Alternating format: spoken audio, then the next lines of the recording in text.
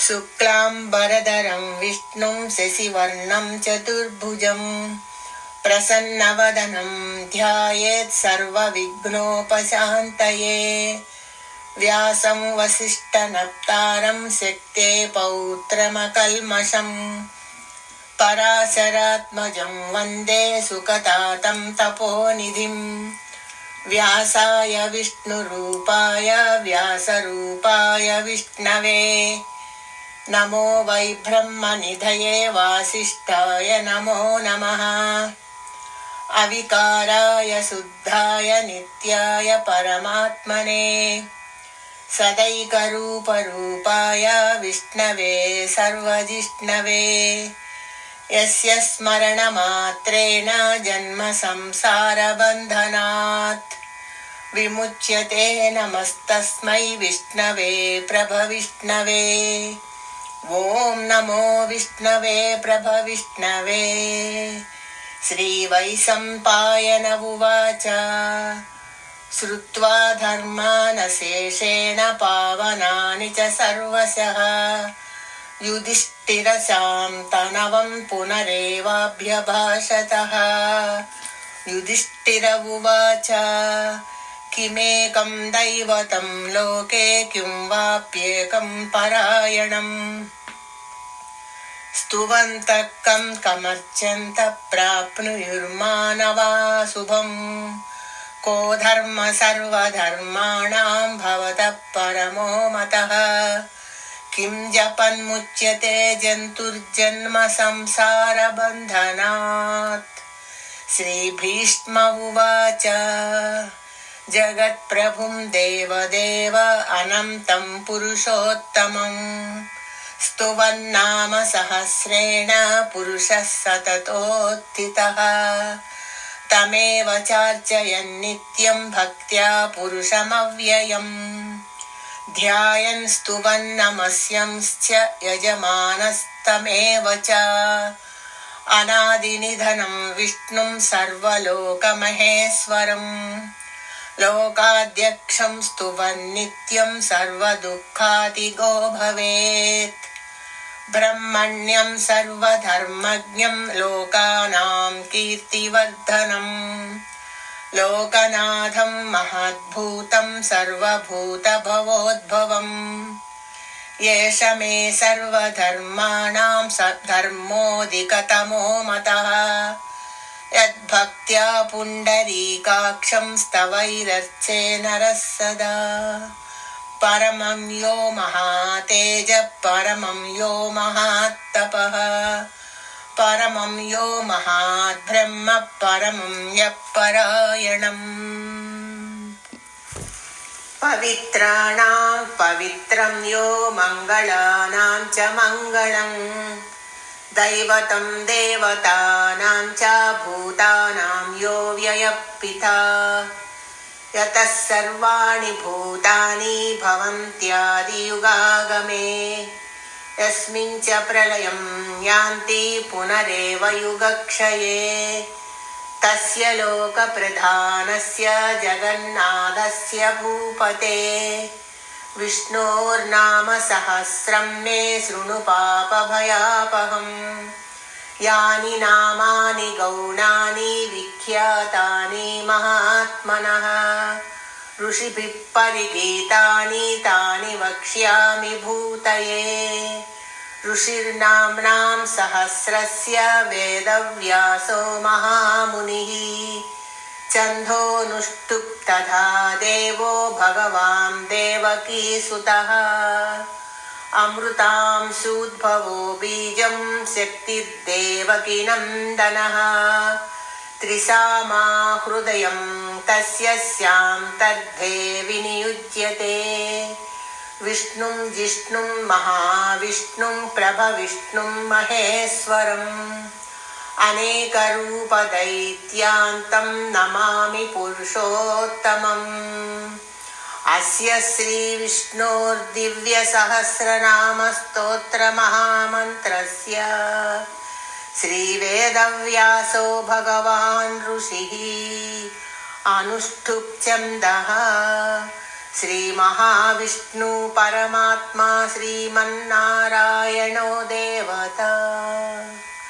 अमृतां सूद्भवो भानुरिति बीजं देवकी नन्दनस्रष्ठेति शक्तिः उद्भवः क्षोभणो देव इति परमो मन्त्रः शङ्खभ्रुं नन्दकी चक्रीति कीलकं शाङ्गधन्वा गदाधर इत्यस्त्रं रथाङ्गपाणिरक्षोभ्य इति नेत्रं त्रिसामा सामगः समेति कवचम् आनन्दं परब्रह्मेति योनिः ऋतुसुदर्शनकाल इति दिग्बन्धः श्रीविश्वरूप इति ध्यानम् श्रीमहाविष्णुप्रीत्यर्थे सहस्रनाम जपे विनियोगः ध्यानम् क्षीरोधन्वत्प्रदेशे शुचिमणिविलसत्सैकते मौक्तिकानाम् मालाक्लुप्तासनस्तस्फटिकमणिनिभैर्मौक्तिकैर्मण्डिताङ्गः शुभ्रैरभ्रैरदभ्रैरुपरि विरचितैर्मुक्तपीयूषवर्षैः आनन्दीनः पुनियादरिनलिनगदा शङ्खपाणिर्मुकुन्दः भूपादौ यस्य नाभिर्वियद सुरनिलश्चन्द्रसूर्यौ च नेत्रे कर्णावासा शिरोद्वौर्मुखमपि दहनो यस्य वास्थेयमब्धिः अन्तस्तं यस्य विश्वं सुरनरखगो भोगि गन्धर्वदैत्यैः चित्रं रम्यते तन्त्रिभुवन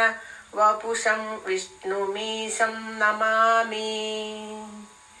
ॐ नमो भगवते वासुदेवाय शान्ताकारं भुजगशयनं पद्मनाभं सुरेशं विश्वाधारं गगनसदृशं मेघवर्णं शुभाङ्गं लक्ष्मीकान्तं कमलनयनं योगिहृद्यानगम्यम् वन्दे विष्णुं भवभयहरं सर्वलोकैकनाथम् मेघश्यामं पीतकौसेयवासं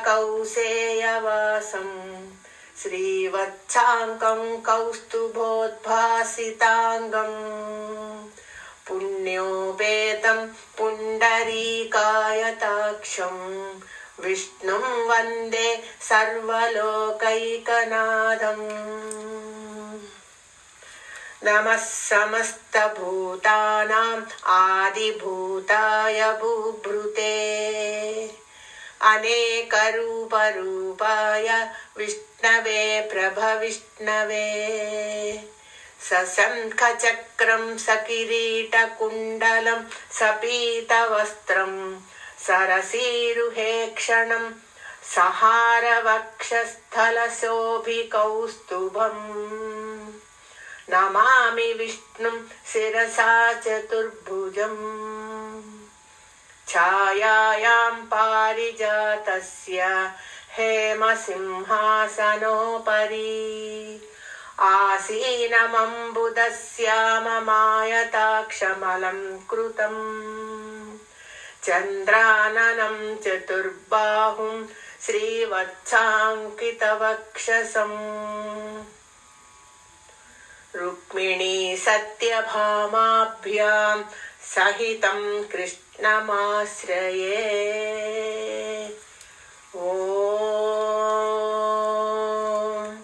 विश्वं विष्णुर्वषट्कारो भूतभव्यभवत्प्रभुः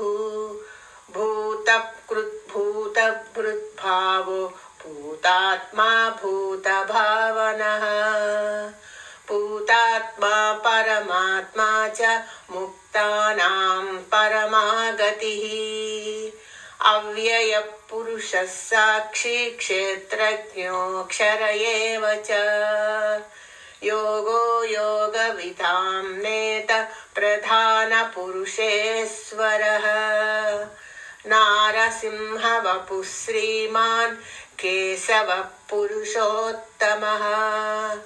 सर्वशिवस्थाणुभूताधिर्निधिरव्ययः सम्भवो भावनो भर्त प्रभव प्रभुरीश्वरः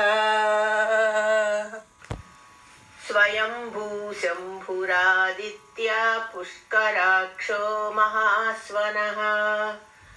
अनादिनिधनो धाता विधाता धातुरुत्तमः अप्रमेयो हृषीकेशः पद्मनाभो मरप्रभुः विश्वकर्मा मनुस्वष्टा स्तविष्टस्थविरो ध्रुवः अग्राह्यः शाश्वितः कृष्णो लोहिताक्ष प्रतर्धनः प्रभूतस्त्रिककुद्धामा पवित्रं मङ्गलं परम् ईशानप्राणदः प्राणो ज्येष्ठश्रेष्ठः प्रजापतिः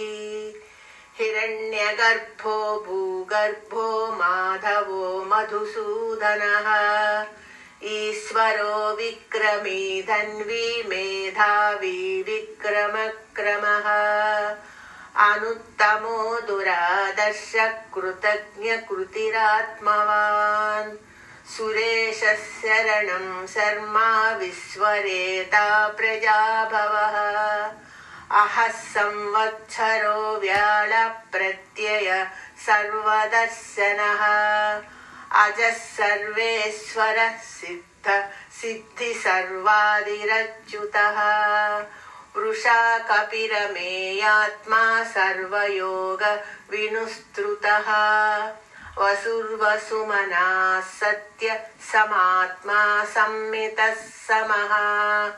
अमोघ पुण्डरीकाक्षो वृषकर्मा वृषाकृतिः रुद्रो बहुशिरा बभ्रु विश्वयोनि शुचिस्रवाः अमृतां शाश्वतस्थाणु वरारोहो महातपः सर्वविद्भानु विश्वक्सेनो जनार्दनः वेदो वेदविदव्यङ्गो वेदाङ्गो वेदवित्कविः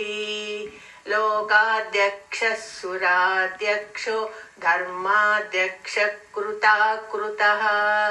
चतुरात्मा चतुर्व्यूह चतुर्दष्ट्रं चतुर्भुजम् भ्राजिष्णु भोजनं भोक्ता सहिष्णु जगदादिजः अनघो विजयो जेत विश्वयोनि पुनर्वसुः उपेन्द्रो वामनप्रांशु अमोघ शुचिरूर्जितः अतीन्द्रः सङ्ग्रहः सर्गो धृतात्मा नियमो यमः वेद्यो वैद्य सदा योगी वीरः माधवो मधुः अतीन्द्रियो महामायो महोत्साहो महाबलः महाबुद्धिर्महावीर्यो महाशक्ति महाद्युतिः अनिर्देश्य वपुः श्रीमान् अमेयात्मा महाद्रिदृक् महेश्वासो महीभक्त श्रीनिवासः सताङ्गतिः अनिरुद्धः सुरानन्दो गोविन्दो गोविदाम्पतिः मरीचिर्दमनो हंस सुवर्णो भुजगोत्तमः हिरण्यनाभसुतप पद्मनाभ प्रजापतिः अमृत्यु सर्वदृक्सिंह संधाता सन्धिमान् स्थिरः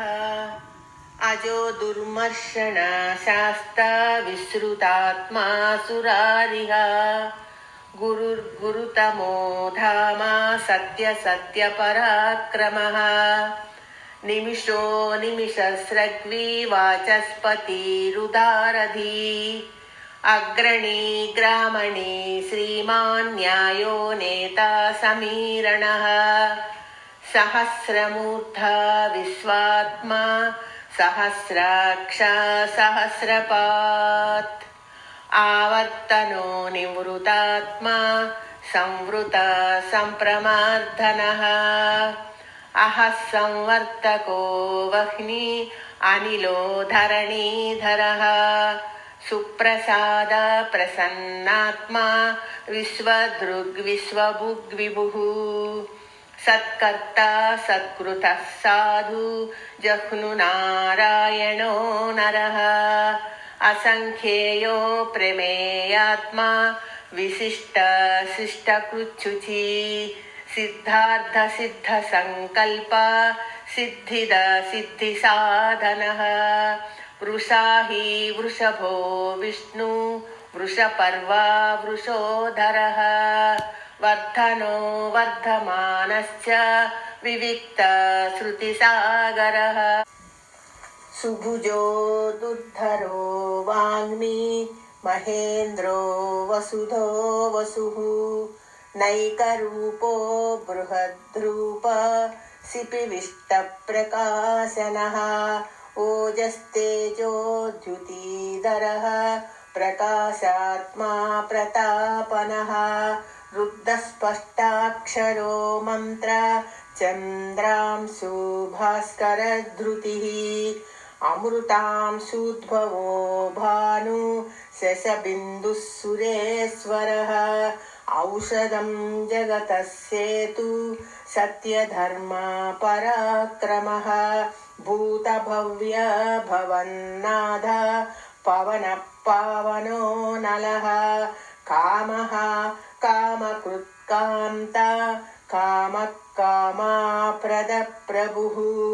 युगादिकृद्गावत्तो नैकमायो महाशनः अदृश्यो व्यक्तरूपश्च सहस्रजिदानन्तजित्तु इष्टो विशिष्टशिष्टेष्ट शिखण्डी नहुषो वृषः क्रोधः क्रोध कृत्कर्ता विश्वबाहु महीधरः अच्युत प्रदित प्राणः प्राणदो वासवानुजः अपां निधिरधिष्ठानमप्रमत्तः प्रतिष्ठितः स्कन्दधरो दुर्यो वरदो वायुवाहनः वासुदेवो बृहद्भानु आदिदेव पुरन्दरः अशोकस्थारणस्तार शूरशौरिर्जनेश्वरः अनुकूलशतावर्त पद्मी पद्मानिभेक्षणः पद्मनाभो अरविन्दाक्ष पद्मगर्भ शरीरभृतु महर्षि रुद्धो वृद्धात्मा महक्षो गरुडध्वजः अतुल शरभो भीमा समयज्ञो हविः सर्वलक्षणलक्षण्यो लक्ष्मीवान् समितिञ्जयः विक्षरो रोहितो मार्गो हेतुर्धामोदरः सः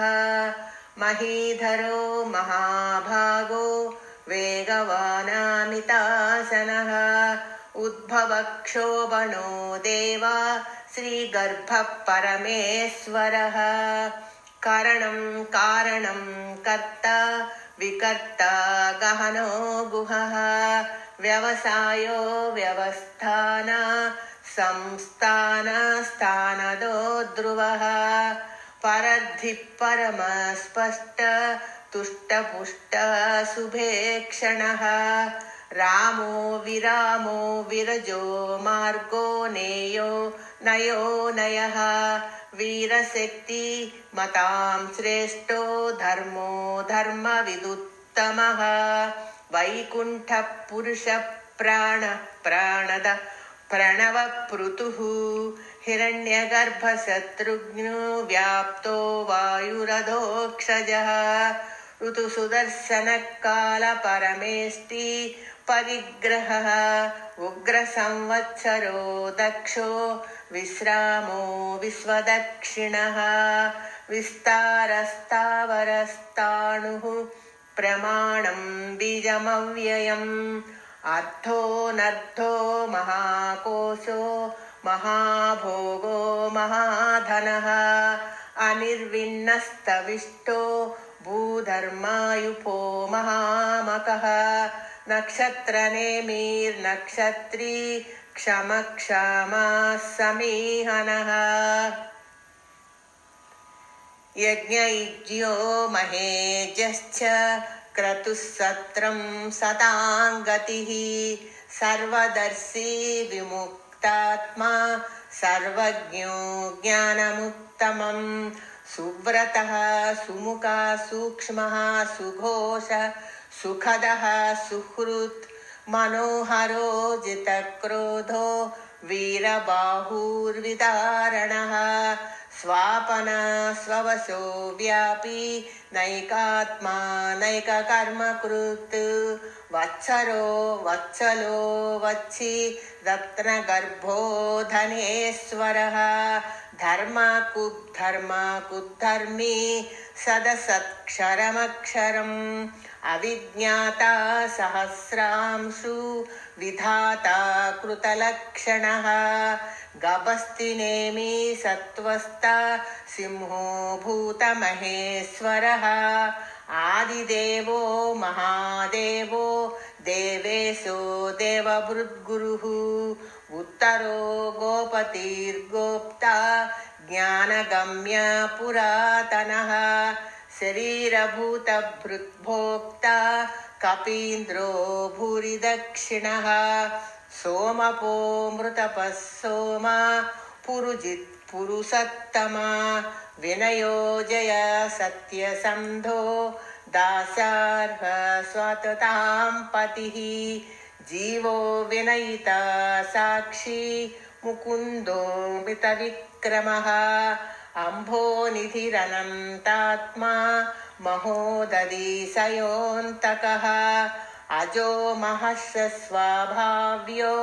जितामित्रप्रमोदनः आनन्दो नन्दनो नन्द त्रिविक्रमः महर्षि कपिलाचार्य कृतज्ञो मेदिनीपतिः त्रिपदा त्रिदशाध्यक्षो महाशृङ्गकृतान्तकृत् महावराहो गोविन्द सुषेण कनकाङ्गदिः गुह्यो गभीरो गहनो गुप्तचक्रगदाधरः वेदास्वाङ्गोजितकृष्णो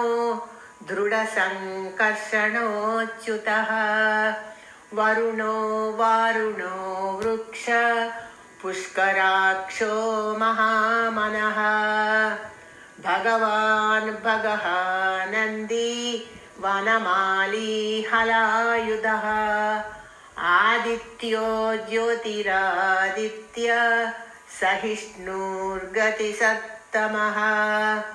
सुधन्वा खण्डपरशु दारुणो द्रविणप्रदः दिवि स्पृक् सर्वदृग्व्यासो वाचस्पतिरयो निजः त्रिसामा सामगः साम निर्वाणं भेषजं भिषक् सन्न्यासकृच्छमाशान्तो निष्ठा शान्तिपरायणम् शुभाङ्गशान्तिदस्रष्टा कुमुदकुवलेशयः गोहितो गोपतिर्गोप्ता वृषभाक्षो वृषप्रियः अनिवर्ती निवृत्तात्मा संक्षेप्ता क्षेमकृच्छिवः श्रीवत्सवत्साः श्रीवासः श्रीपतिः श्रीमताम्बरः श्रीधः श्रीशः श्रीनिवासः श्रीनिधिः श्रीविभावनः श्रीधरः श्रीकरः श्रेयः श्रीमान् लोकत्रयाश्रयः स्वक्षः स्वङ्गसतानन्दो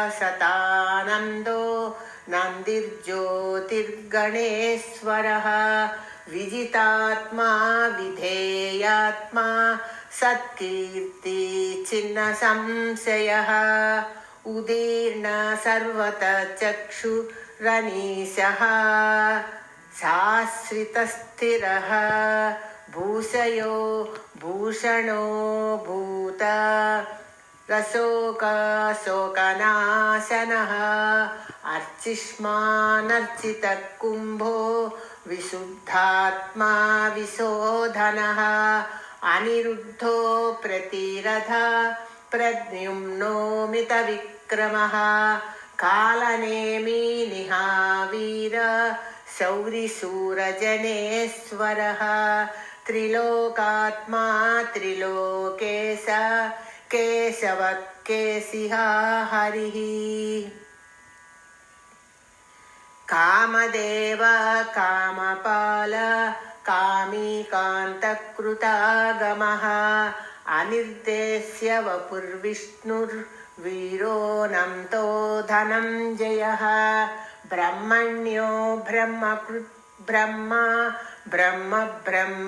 विवर्धनः ब्रह्मविद्ब्राह्मणो ब्रह्मी ब्रह्मज्ञो ब्राह्मणप्रियः महाक्रमो महाकर्म महातेज महोरगः महाक्रतुर्महायज्वा महायज्ञो महाहविः स्तव्यस्तव प्रियस्तोत्रं स्तुतिस्तोतारणप्रियः पूर्णपूरयिता पुण्यकीर्तिरनामयः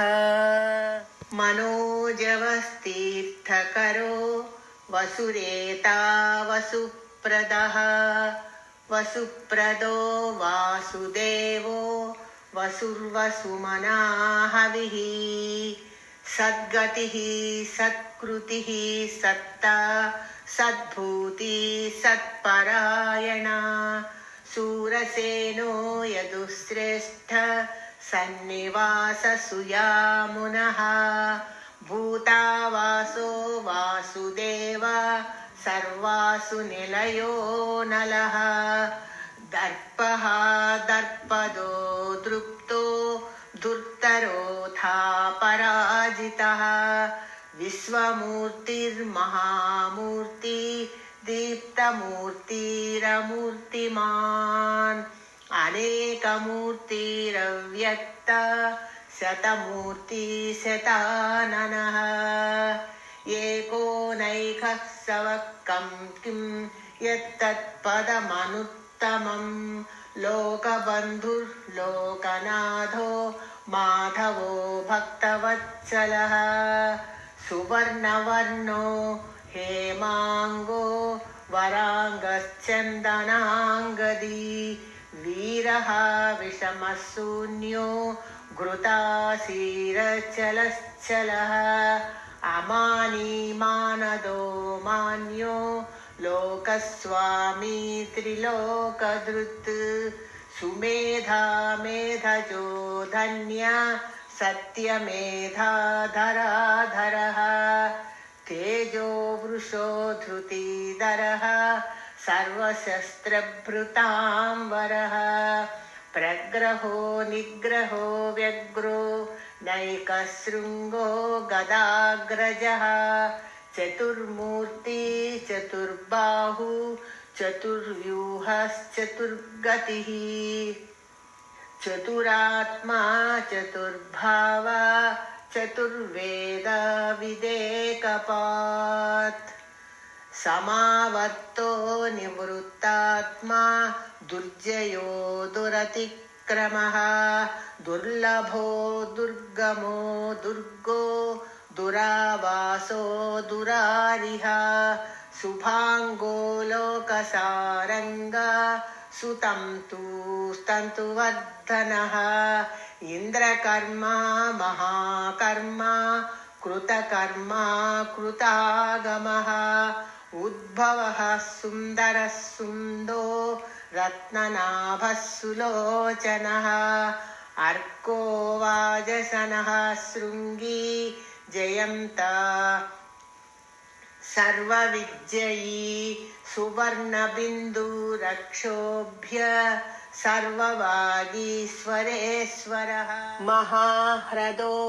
महागर्तो महाभूतो महानिधिः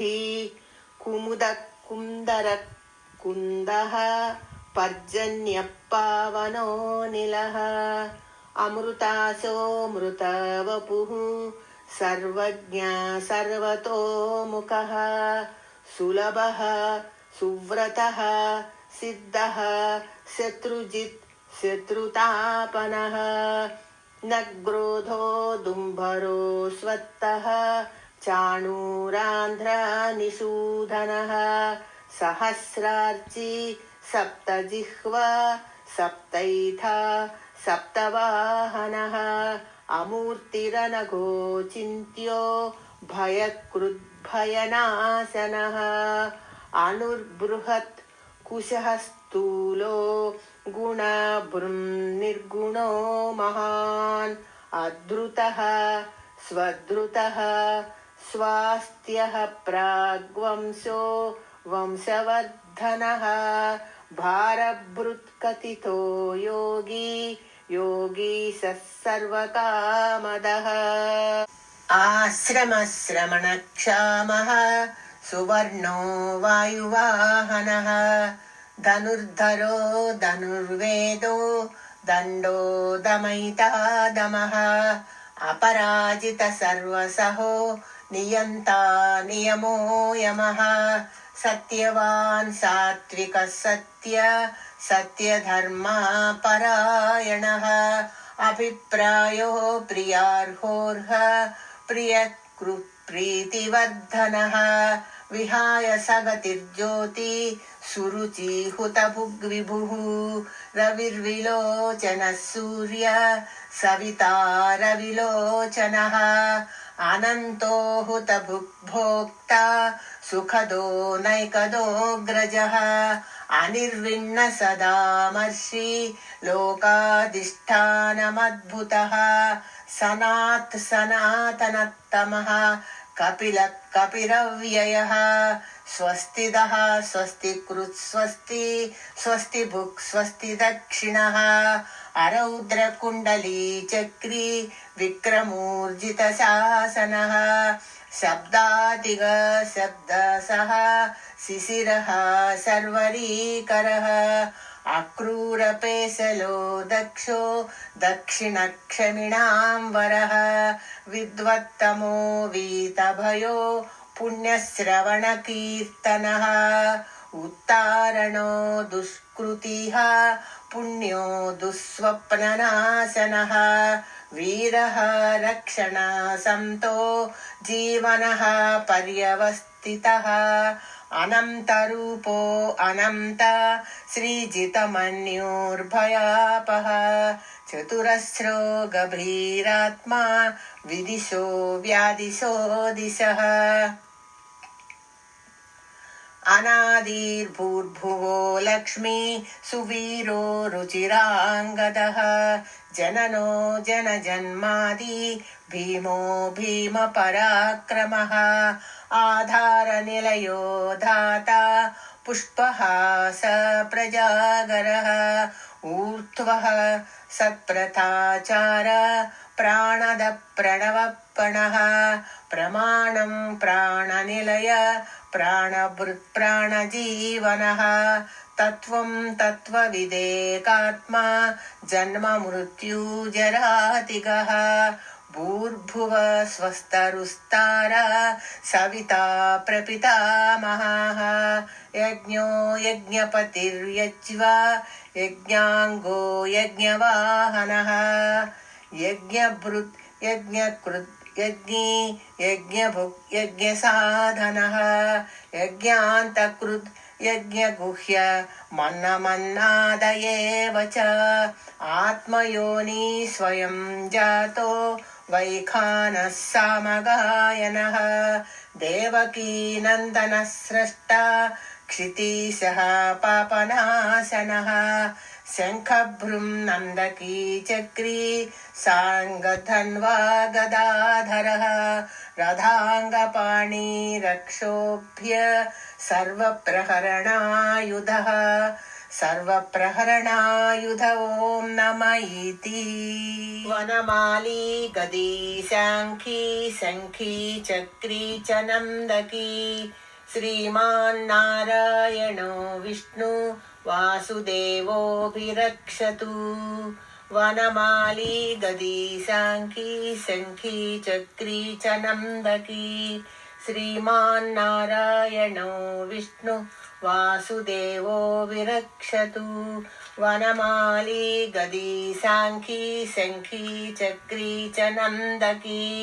श्रीमान्नारायणो विष्णु वासुदेवो विरक्षतु इतीदं कीर्तनीयस्य केशवस्य महात्मनः नाम्नां सहस्रं दिव्यानाम् अशेषेण प्रकीर्तितं या इदं शृणुयात् नित्यं यश्चापि परिकीर्तयेत् नाशुभं प्राप्नुयात् किञ्चित् सोमुत्रेह च मानवः वेदान्तगो ब्राह्मणः स्यात् क्षत्रियो विजयी भवेत् वैश्यो धनसमृद्धः स्यात् शूद्र सुखमवाप्नुयात् धर्मार्थी प्राप्नुयात् धर्म मतार्थी चार्थमाप्नुयात् कामानवाप्नुयात् कामी प्रजार्थी चाप्नुयात् प्रजाम् भक्तिमानः सदोत्थाय शुचिः सद्गतमानसः सहस्रं वासुदेवस्य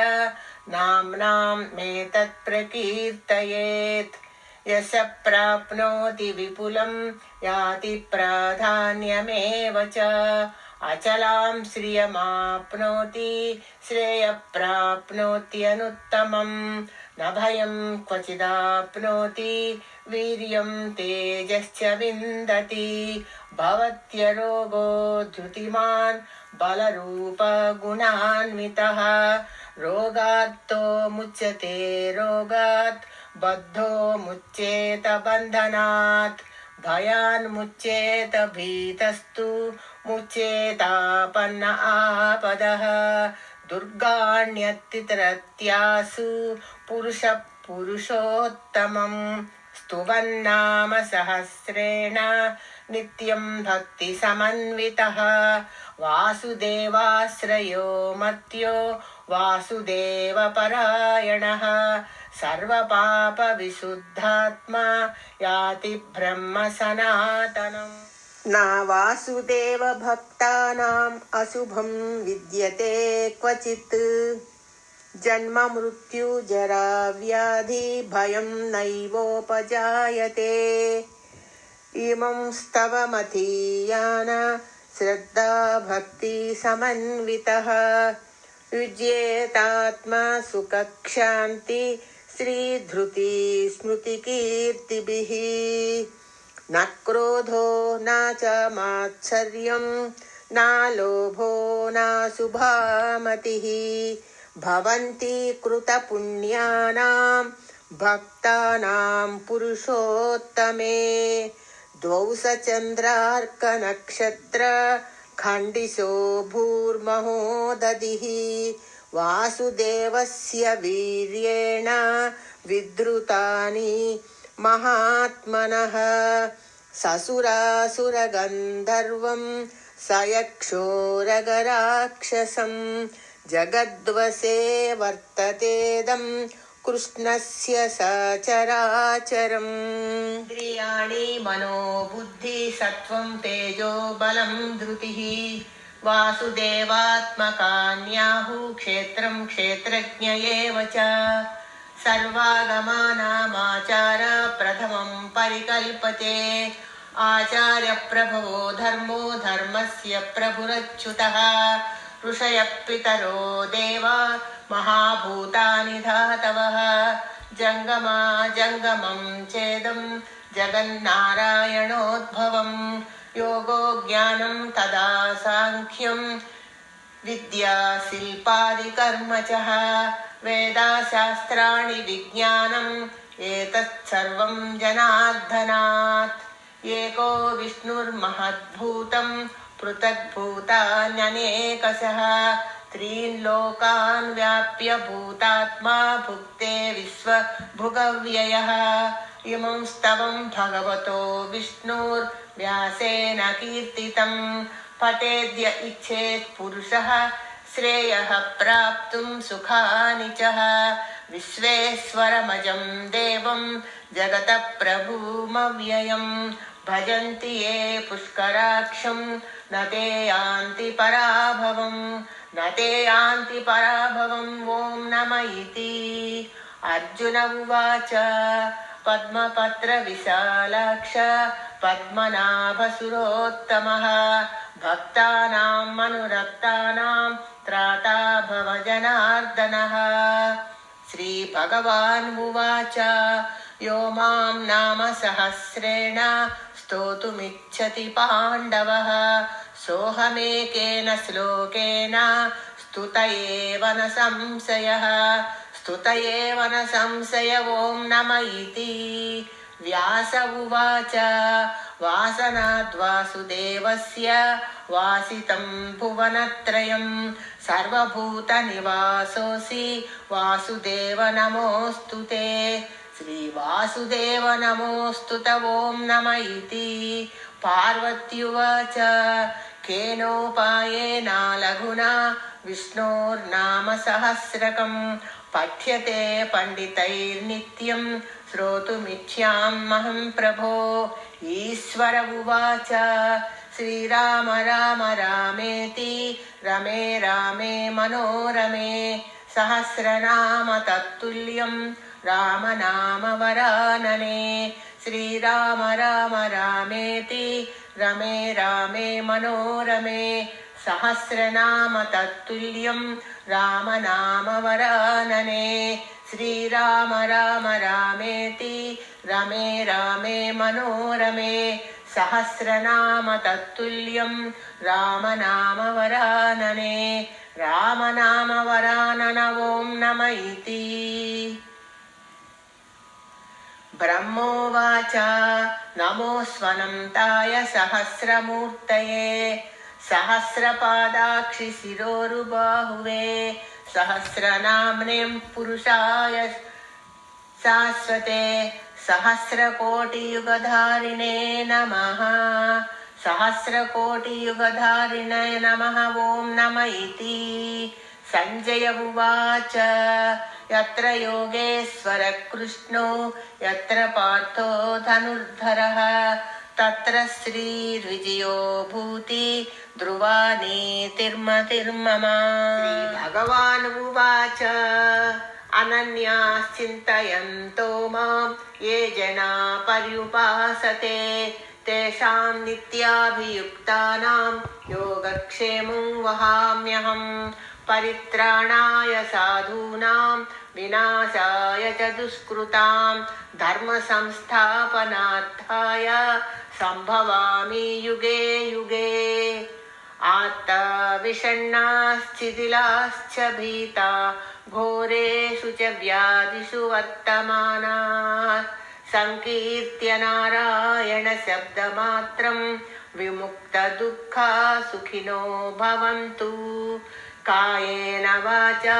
मनसेन्द्रियैर्वा बुद्ध्यात्मना वा प्रकृते स्वभावात् करोमि यद्यत् सकलं परस्मै नारायणायेति समर्पयामि।